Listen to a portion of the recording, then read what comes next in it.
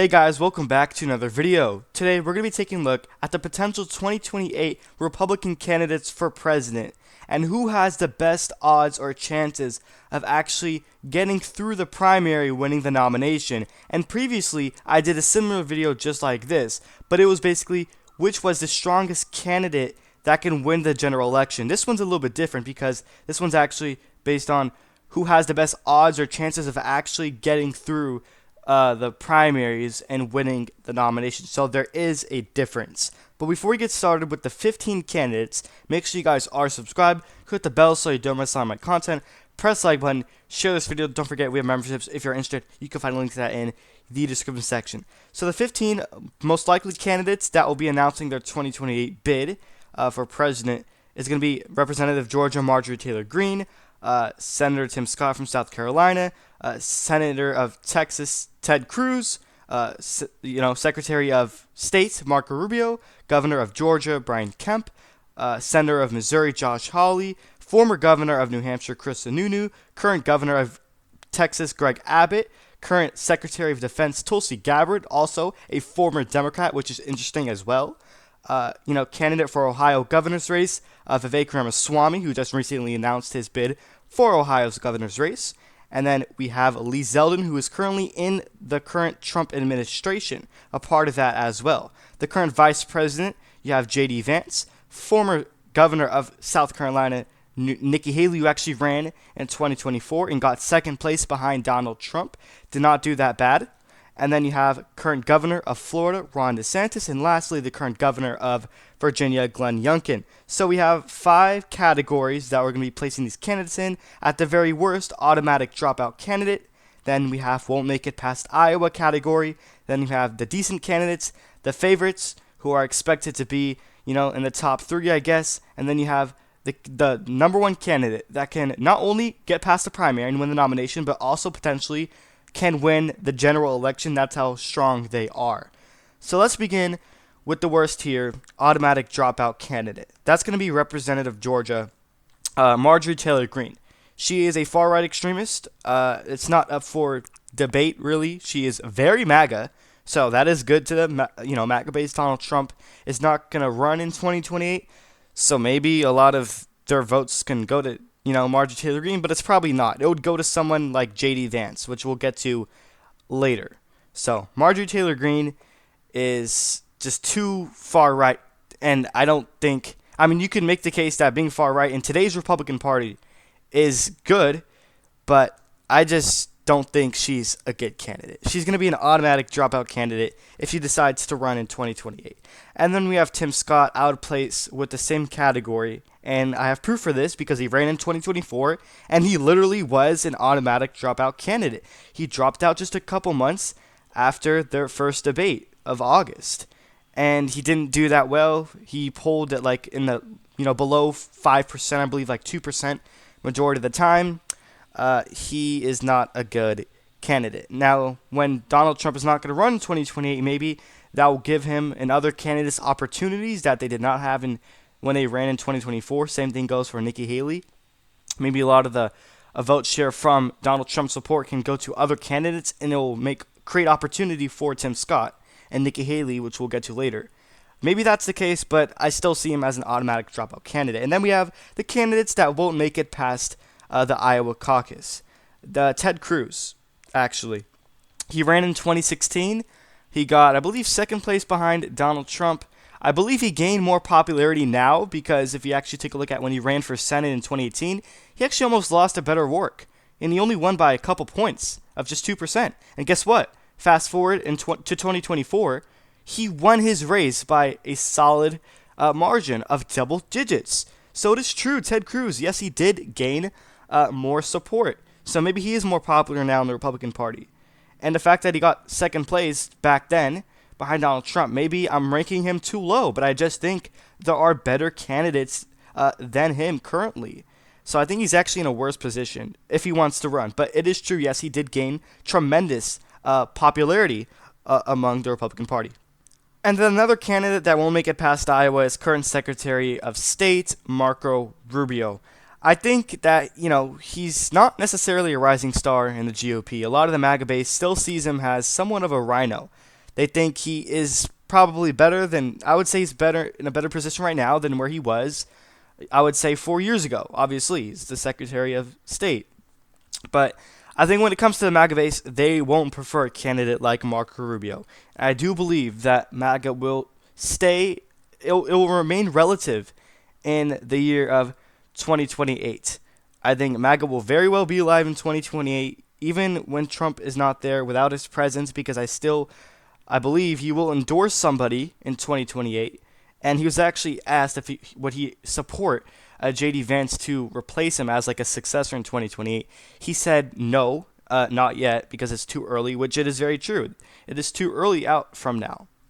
But I do think that if Trump makes an endorsement in 2028, he will remain, relative, and I think MAGA will still be a thing in 2028. It's not going to go away anytime soon, and therefore, I don't think Marco Rubio will make it past Iowa, but I do think he is in a better position, just like Ted Cruz, than where they were when they first ran, because they both ran in 2016.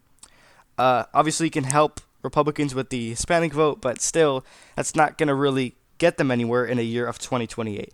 Another candidate that won't make it past Iowa, we actually have quite a few. Another one, current governor of Georgia, Brian Kemp. People, MAGAs call him, neocon, establishment, rhino, whatever you want to call him. He is definitely not MAGA. And with that being said, because he's not MAGA, it's not going to go well if he does run in a primary in 2028. So he's not going to be a very strong candidate. And he's in a swing state. And back in 2018, he defeated Stacey Abrams by 2 points. And in 2022, he defeated her once again, but by 7 points. So he did make certain gains, but still, he is not a decent candidate. I would consider him below average in terms of his odds or chances of actually getting through the primary, and not necessarily of is he strong to win a general election. That's not what we're ranking here. And then you have Josh Hawley, current senator of Missouri. He is very young. I could see him as a potential rising star, but he just doesn't have it in him just yet. He's not that popular. His name recognition is really poor. Not a lot of people know him. So he's not going to make it past Iowa. He's going to be one of those candidates that just get 5% of the overall vote share. Not going to make significant moves or any gains.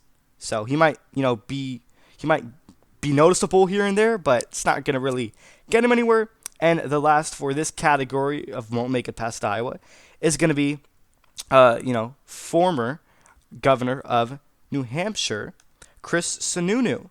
I would say he's a little bit slightly below average. I would not say he's a decent candidate. I don't think he will make it past Iowa. I expect him to get no more than 8% if he does somehow run in 2028. I think it's very possible. He's a moderate candidate. He is not MAGA at all. He is not friendly to the MAGA base. And if you're a Republican in the year of 2028 and you're not friendly to the MAGA base, then chances are you're not going to win the primary. So the most important step if you're a Republican in 2028 trying to run for president, you need to be part of the MAGA base. And he is not of that sort. So that's why he won't make it past Iowa, because, he is too moderate for a Republican. And that is true. And then we move on to the next category of decent candidates. Texas Governor Greg Abbott. He is a decent candidate. He had an outstanding victory in, I believe, 2022. He won by 10 points. So, therefore, he's very popular in his home state of Texas. I think he would be a good Republican. He is friendly to the MAGA base, so the exact opposite of someone like Nikki Haley or Chris Sununu. People on the right love him. I would say he is not moderate at all. And then he played a major role in attacking the Biden administration when it comes to immigration laws. I believe he tried to sue Biden on a bunch of laws or whatnot. So I think he would be a decent candidate, not in terms of a strong candidate to win a general election, because I don't think that's the case. I would say he's decent in terms of the chances or odds of him actually winning the primary. And then another decent candidate is the former Democrat, actually, current Secretary of Defense, Tulsi Gabbard. I think she is a rising star among the Republican Party. She was not always a Republican, just like, Donald Trump. She actually just recently switched, I believe a year ago, several months ago, something like that. So She does have a lot of name recognition. She ran in the Democratic primaries back in 2020. Did terrible, so she ended up dropping out, obviously. I think she would do better as a Republican.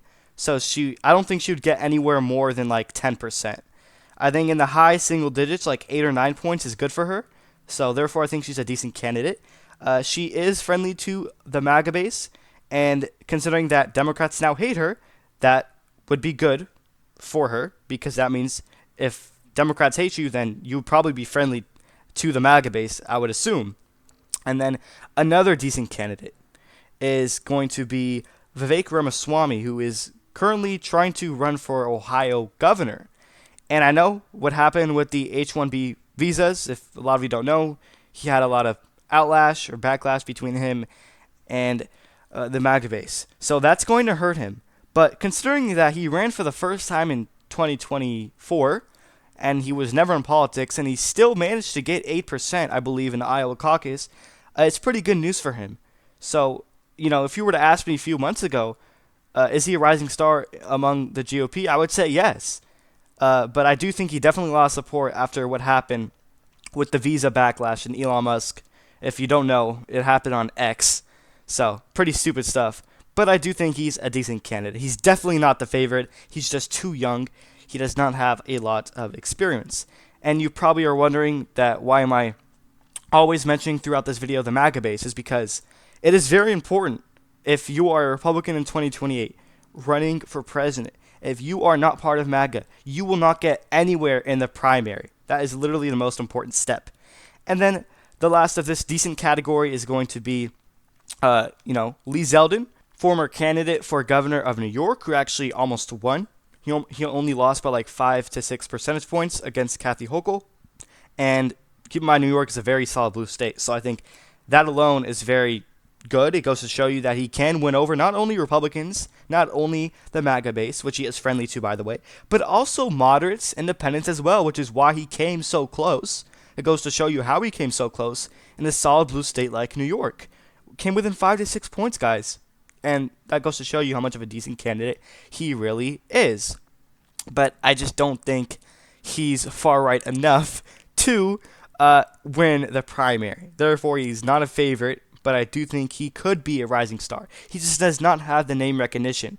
Not a lot of people know him. So I think once people do get to know him, his numbers will increase if he does end up announcing his bid for 2028.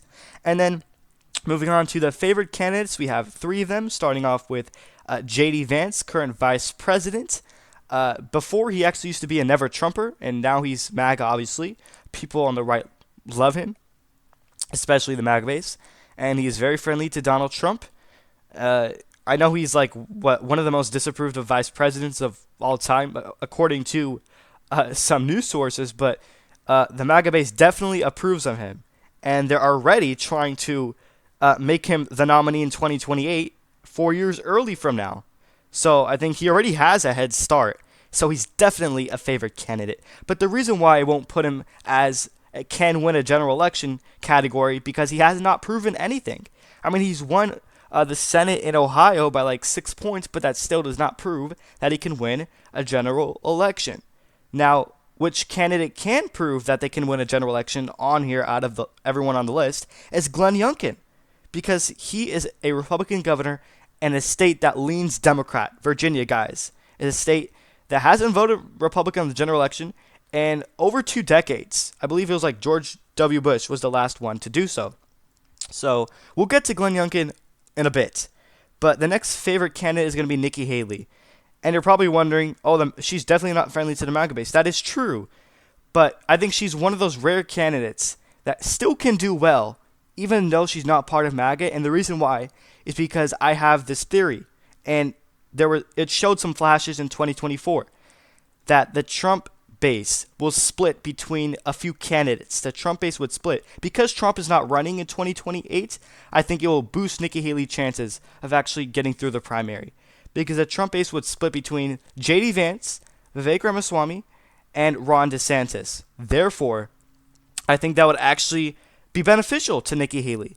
And if that is true, that the MAGA base will split their votes between J.D. Vance, Ramaswamy, and Ron DeSantis, that will increase Nikki Haley's chances. And she actually could have won the primary in 2024 if Donald Trump did not choose to run, because the MAGA base would split between DeSantis and Vivek Ramaswamy. But now we have JD Vance in 2028, potentially, which would increase her chances even more, her likelihood of actually getting through the nomination. So I do think she's actually a favorite. And then you have Ron DeSantis, like I just mentioned, current governor of Florida. He arguably is the reason why Florida is such a red state, or you can say it's because of Donald Trump's endorsement. Either or, you can say both maybe, but I think it's a favorite. I don't think he can win a general election. He will do miserable in the Rust Belt, which is where it matters the most. He would be decent in the Sun Belt, obviously. Florida will be locked down for Republicans if DeSantis is the nominee. Same thing goes for maybe Georgia. Actually, I can see Georgia being a Democrat state in 2028. But I think DeSantis would perform better in states like Arizona, not so much in the Sun Belt. Therefore, Republicans would probably lose a general election if he does become the nominee. Now, DeSantis actually used to be more friendly towards MAGA before he ran, but ever since he ran, it really hurt him. So I don't think he's going to be that strong of a candidate. But he still will get close to 20%, as he did when he ran for 2024 in the Iowa caucus. And lastly, we go back to Glenn Youngkin. I resume talking about him. I think he's the only candidate up here, with the exception for maybe JD Vance. He just has not proven anything to actually win a general election. I think he is a candidate that can do so. He is a Republican governor in a state that voted for Kamala Harris, guys, by 5 percentage points. And Virginia is a blue state. I know it's considered a battleground, but it still is a blue state on the general election level. So I think that alone can give Republicans, an advantage electorally on the electoral map to 270, because if they nominate Glenn Youngkin in 2028, he could potentially take Virginia's 13 electoral votes very easily. He can still lose it because obviously he's not running for governor, he's running for the general election, which is a completely different story.